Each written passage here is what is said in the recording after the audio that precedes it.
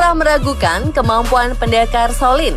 Sudah lebih dari 1.500 tahun Shaolin berdiri dan mengajarkan bagaimana seseorang bisa menjadi independen dalam setiap aspek hidupnya.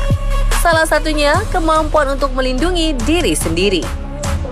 Kehebatan ini sampai menjadi inspirasi para praktisi film untuk melahirkan kisah-kisah kehidupan pendekar Shaolin.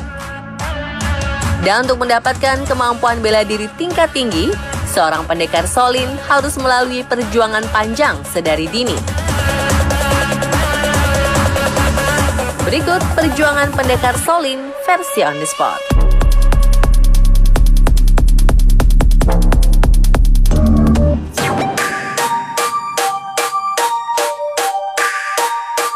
Jika dilihat dari gaya bela diri Shaolin, semua anggota badan para pendekar Shaolin terlihat sangat lentur. Inilah rahasia mereka agar tulang-tulang mereka menjadi lentur.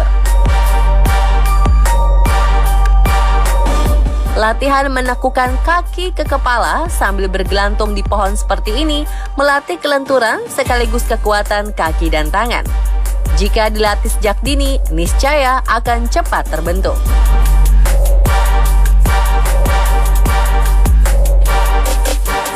Pendekar-pendekar cilik ini belajar di sebuah kuil Shaolin di Dengfeng, Pegunungan Songshan, Cina. Kuil yang telah berdiri selama 1.500 tahun ini memiliki murid dari berbagai usia.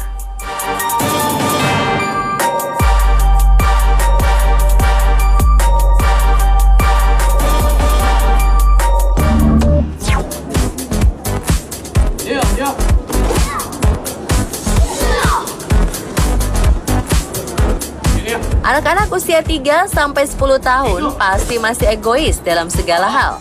Jangankan untuk menyatu dengan orang lain, mengontrol diri sendiri saja masih sulit. Dari beberapa pengakuan para pendekar Shaolin, kebanyakan yang dimasukkan ke vihara Shaolin ini adalah anak-anak yang sulit diatur di rumah. Namun ketika sudah menjadi murid Shaolin, mereka harus menanggalkan keegoisan mereka itu. Dan lihat gerakan-gerakan para pendekar ini.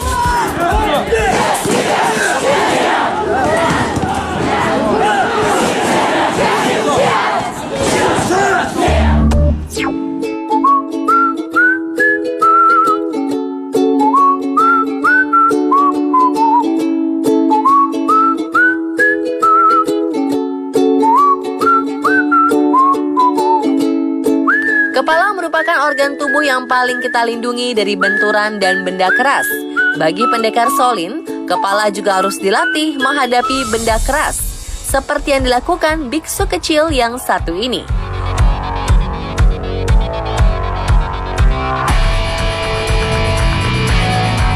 Latihan kekuatan kepala besi ini memerlukan kekuatan eksternal dan internal atau yin dan yang dalam istilah Shaolin.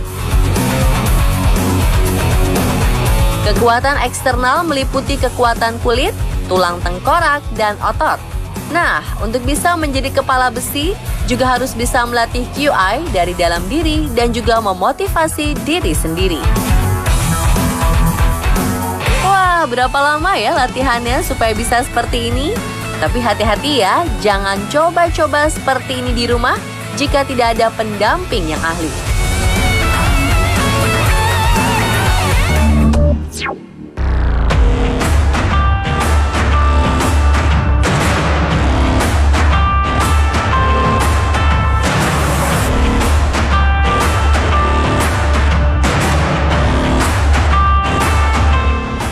Walaupun masih kecil, pendekar Shaolin harus terbiasa dengan senjata asli. Jadi, mulai saat berlatih pun harus memakai pedang asli. Pedang ini misalnya biasa disebut broadsword.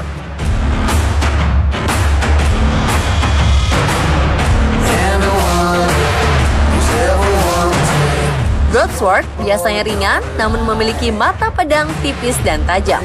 Pedang ini biasa dipakai oleh pendekar yang membutuhkan kecepatan dan kelincahan. Hingga kini, pedang ini masih dipakai di beberapa sekolah bela diri.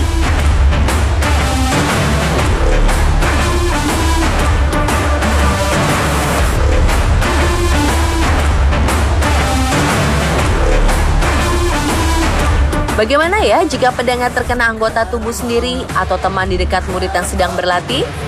Para guru Shaolin percaya ketika diberikan pedang asli sejak dini, mereka akan bertanggung jawab untuk menggunakan senjata sesuai dengan fungsinya dan tidak disalahgunakan. Jika pada saat latihan terkena pedang, itu sudah menjadi konsekuensi seorang murid. Wah, seram sekaligus menantang ya pemirsa.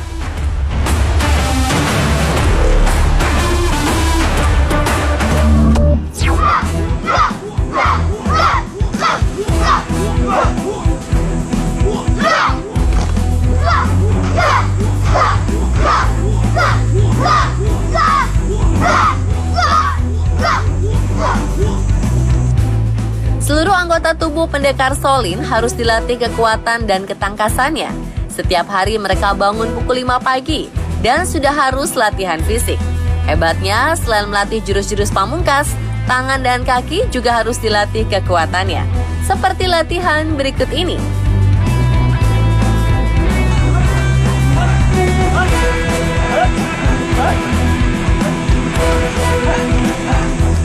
Menuruni tangga dengan cepat menggunakan tangan dan kaki akan melatih kekuatan tangan sebagai penopang tubuh. Mungkin ini masih mudah ya pemirsa. Bagaimana dengan yang ini?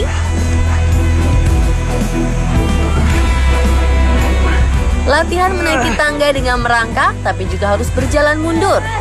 Yang ingin tahu rasanya, coba praktek sendiri di tangga rumah ya.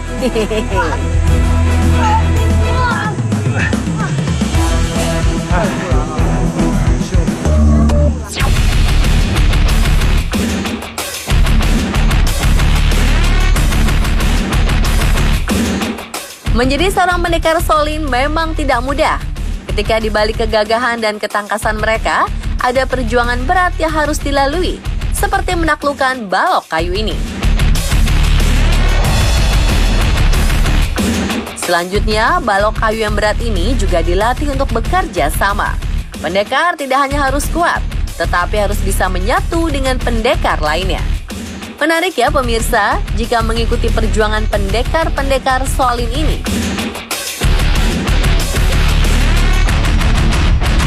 Meski perjuangan berat harus dilalui, mereka juga harus bisa menjaga hati dan pikiran agar selalu tegar dan tidak mudah emosi. Terus saksikan On The Spot untuk tetap update informasi unik dan video wow lainnya.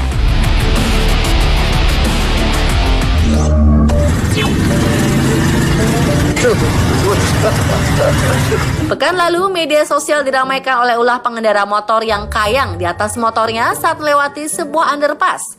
Lagi-lagi muncul tingkah aneh warganet. Itu giginya kok pakai karet sih? Kurang pedas bang. Simak informasi selengkapnya hanya di On Sosmed. Sesaat lagi, tetap di On The Spot ya.